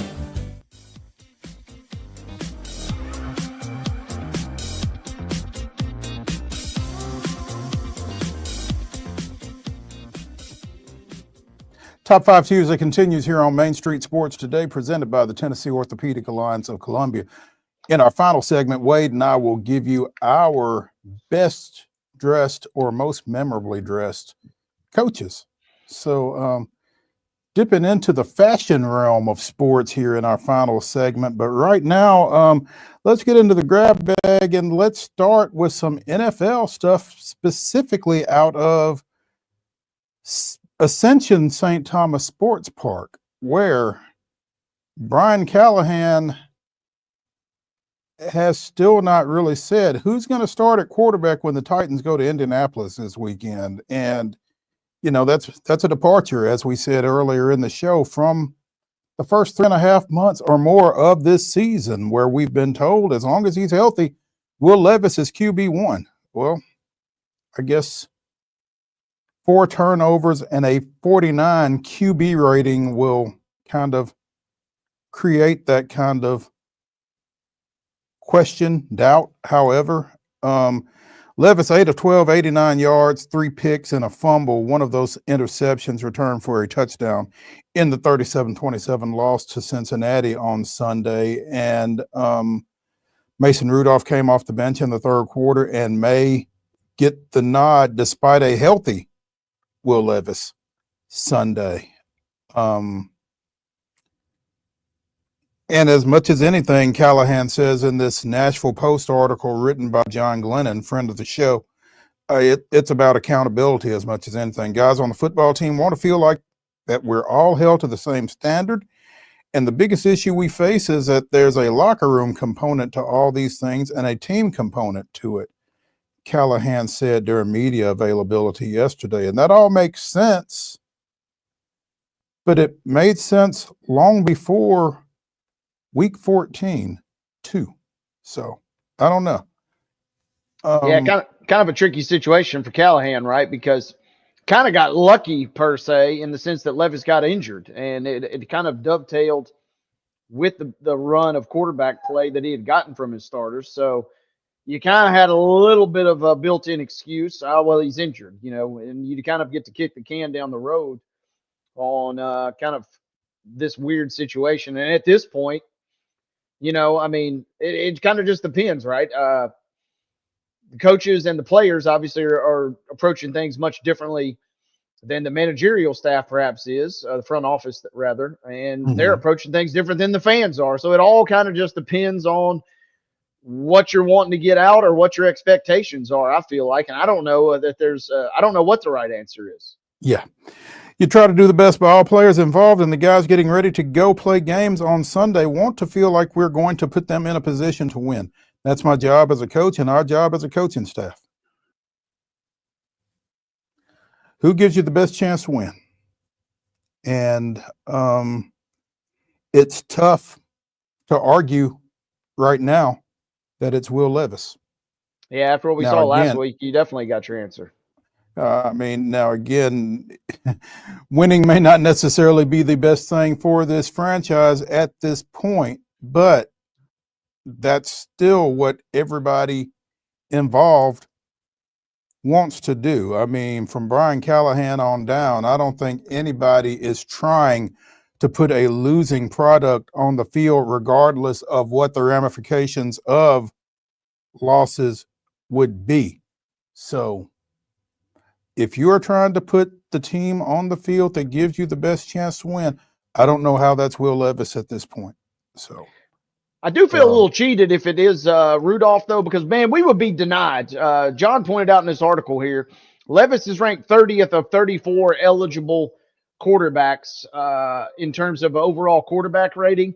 Daniel Jones, Deshaun Watson, Bryce Young, who's remarkably gotten better over the last couple of weeks, but Anthony Richardson is in that list, too, right at the bottom. So, come on, man, give me Levis and Richardson out there, and let's just see what happens. Tough to argue. Very tough to argue. Watch Thursday Night Football every single week. Why not just give me Levis and Richardson and let's just roll it out there? Let's just watch two Rams butting heads for 3 hours. And I mean, the lead up to that, I mean, the promo for that, come watch two of the worst quarterbacks in the National Football League square off. Titans, Colts, Sunday afternoon. Yeah. The Titans. Well, the only bad game. There's, this year, we've talked about it a number of times on this show how bad some of these teams are. There are 9 teams that have 4 wins or less already at this point, and there are there are 15 teams that are sub 500 at the moment. So, I mean, the Titans are among one of the worst for sure. But, yeah, this is the doldrums. If you want, as I love to tell folks, if you want to work some good ones or you want to watch some good ones, you got to watch some bad ones. And we are streaking toward a bad one this weekend. Good news for the Titans. Former Wilson Central, former UT Martin standout receiver Colton Dowell has been designated to return after sustaining a torn anterior cruciate ligament last season. Callahan doesn't necessarily know that Dowell will play this year, but he said to Jim Wyatt on TitansOnline.com, I just want to see him. He had done some really good things, especially as a gunner on special teams last year, a guy that people were excited about from everything I gathered when I got here. Made one start last year, one catch for 3 yards, but again, played in 52% of the special team snaps last year over the 10 games that he played in as a 7th round pick. So, you know, he's close to getting back, and that's great for him individually. And I'm sure the folks in Lebanon are really excited about the possibility of him getting on the field at some point here over these last 3 weeks. So that's big for a developing young receiver. And, you know, at a position where the Titans could certainly use a little reinforcement.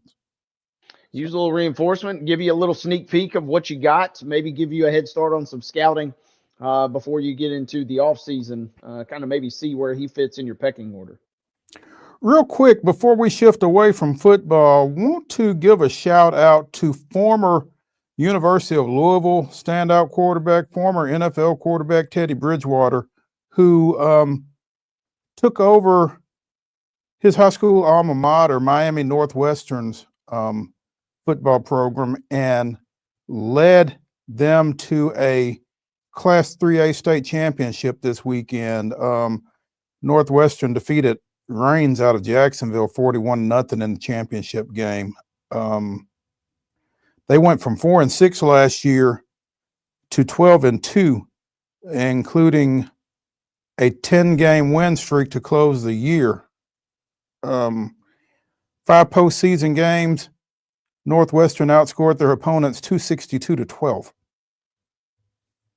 The 8th state championship for Miami Northwestern. So, and you know, Teddy Bridgewater just seemed like one of the all-time good guys during a short career. You know, he had that knee injury, but played for the Vikings, Panthers, Broncos, Jets, Saints, Dolphins, and Lions, and lived close enough to the Louisiana Superdome that I remember a story about him hearing a big commotion down at the Superdome, got on his bike and rode down to the stadium, and there was a high school football game going on down there, and he just walked in and sat on the bench and just watched, just wanted to be there and be around it. So again, one of the good guys out of the NFL gets his high school coaching career off to a flying start with a state championship in his first year at his alma mater. I can't imagine it gets much better than that. Yeah, that's as good as it gets for one of the great guys, like you said. Yeah. Mentioned the Emirates NBA Cup championship tonight. Bucks at Thunder. Wade, the floor is yours. Well, it should be a good game. 2 good semifinals on Saturday.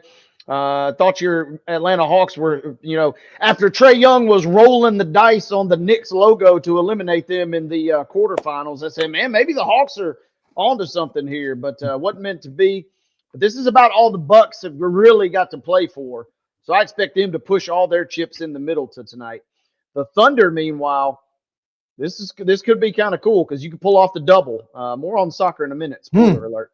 But you get a chance to pull off the double. You see it in soccer a lot where you can win the league tournament and then you can also win the league championship. They have bigger aspirations. The Bucks got those aspirations, but this might be all the piece of the pie that they get tonight. It'll be a fun one out in Vegas. Is Giannis going to get traded? I don't think so. Not unless he I mean, in a weird way, they're kind of, you know, I mean, I know the East is so bad. They've gotten off the mat somehow dramatically. They're above 500, which in the East is darn near good enough to get you in the top 3 seeds at this point. Mhm. But no, I don't think so. I think they've done just enough to keep. It didn't feel like the only way he's getting out is if he really, really is grumpy and strong arms his way out. And don't know what Doc has got up his sleeve, but Doc has at least got him smoothed out for now, I think. Okay. We'll revisit All right. her in February, and he may be demanding to go to Golden State with Schroeder and everybody, I guess. How about that? Massive Yeah. trade over the weekend. Talk a little bit more about the significance of Schroeder from the Nets to Golden State. Well, it's just massive for Golden State, who, we joked last week that, are they really going to try and get LeBron James? Are they really going to try and get Jimmy Butler? Well, the answer to those was, pretty much kind of what we thought was no is the answer. But behind the scenes, to use Chip's analogy a moment ago, pull back the curtain, what they're really doing is bringing a nice key piece in. This is as grizzled of a veteran as you could bring in. Gives the Warriors, who are already kind of pesky, already kind of, evil big brother type vibes to a lot of teams. Give them a little extra panache. That's a little extra dose of seasoning for them. They're going to be fun to watch with him kind of pulling some of the strings. Okay. All right. And they, after a great start, though, kind of the opposite of Milwaukee. Golden State was flying the first 3 weeks of the season. Looked like they might run away with the West, and they've come crashing back down to earth, sitting here at just 3 games over 500. I'm gonna whisper this. They're borderline as bad as the Lakers right now. So they've got to do something to bolster what they've got. They sit in the 8th seed at the moment. Yeah, don't want Purnell coming after me. You made a soccer. He's in Austin. Don't worry about it. He ain't listening to us. You made a soccer reference a second ago. Was there something you wanted to get into? Did I miss something? No. Okay. Don't worry. Don't you worry, my friend. Okay. You're gonna land the plane. Let's forego our final break.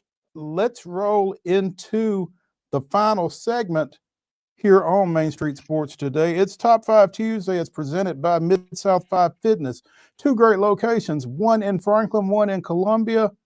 Whatever shape it is you're in, especially here with the holidays coming up, Dallas Steele will get you in a better one. You can find him at Steel Athletes, STEEL athletes.com. Dallas Steele, Mid-South 5 Fitness, Franklin, Columbia, bringing you our top 5 best dressed coaches. This is going to be interesting. Wade, start us up. I'm going to start us off with a bang, man. It's one thing if you've already got the best team in your sport and you're kind of that much better than everybody. It's another thing when you just stunt everybody on the court. But I'm going Dawn Staley, number 1, because she pulls off a range of looks that is unmatched. She can be business when she has to. She can be casual when she has to. But Dawn Staley, in addition to being the best, she also dresses the best. And so she kind of lets everybody know that you got to beat me more than one way if you want to get me. Dawn brings it in every aspect. I'm going to go there's a couple of obvious directions I could go to, but I'm going to go in a very whatever the opposite of obvious is. I loved watching your Houston Astros when Dusty Baker was the manager. Dusty was a manager, but he dressed like a player with the wristbands and the toothpick and everything else. Dusty looked like he was ready to go and start in left field or something whenever he was managing. Dusty is certainly my best dressed manager, which, considering they wear uniforms or whatever it is that they wear. Sometimes they wear pullovers, that kind of thing. But Dusty is my number 1 guy. Love Dusty. Great look. You said it. Everything is great. And I love he was still wearing the latex gloves like 2 years after COVID was pretty much over. Dusty's committed to the cause. So I love his look. That's a good pull there. Number 2, man, we just talked about the Titans, but turn it back for me for Bum Phillips. Talk about a look. This dude, top to bottom, whether it's the cowboy hat, whether it's the fur coat. This dude had a little bit of everything on the sidelines. And spoiler, the Oilers uniforms will get brought out for that final home game here. And man, this is the guy that kind of was the trendsetter for all that. Do you think Callahan's going to wear a cowboy hat? Vrabel did. I have zero faith in Callahan being able to really pull off the I don't think even if he wore it, I don't think he could pull it off. So that might tough. be best for him I love you, Callie, but man, no, that doesn't seem like that's his cup of tea. He'd rather score 50 points somehow on a team with visor than rock a cowboy hat. I think he probably should stay away from that one. I'm going to stay in the NFL and go back to the days when the coaches used to wear shirt and tie, suit and tie. Tom Landry looked like a CEO on the Cowboys sidelines and ran it like that. And that was that right there. That was not a man to be trifled with. The Cowboys would love to have him back right now. Tom Landry is my number 2 pick. That'd be good. Are you a fedora guy? Is there photo evidence of you in a fedora at any point? There is not.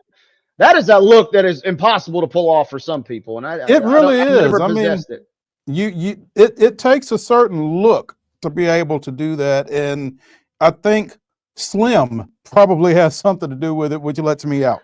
Number 3, I mentioned soccer a moment ago. Give me Pep Guardiola, one of the most handsome men on the planet already, but he's dressed to the nines. He's married to a fashion designer.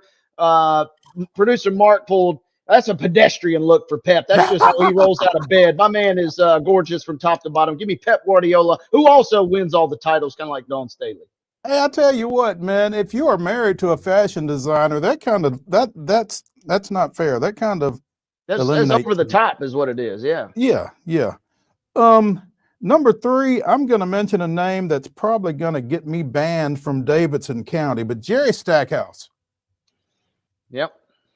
I mean, you can question his coaching ability if you want to, but you cannot question that man's ability to dress. Was he overcompensating for something, some would say? A lot would say. But that's also a key piece of these equations. That's why I love Dawn and I love Pep. But yeah, Jerry Stackhouse dressed to the nines, but like you said, makes you wonder. There was something lacking. Yeah, number 4. Number 4 for me, State College basketball, Jay Wright. Man, sharply dressed at any given time, smooth as silk, and Jay Wright is on my list for sure. Absolutely. My number 4, and I'm going with this for one reason only, and any picture of him might not really depict it, but I was covering a Vanderbilt, Arkansas game at Memorial Gym when Nolan Richardson got ejected, and watching him take that walk of shame in those cowboy boots.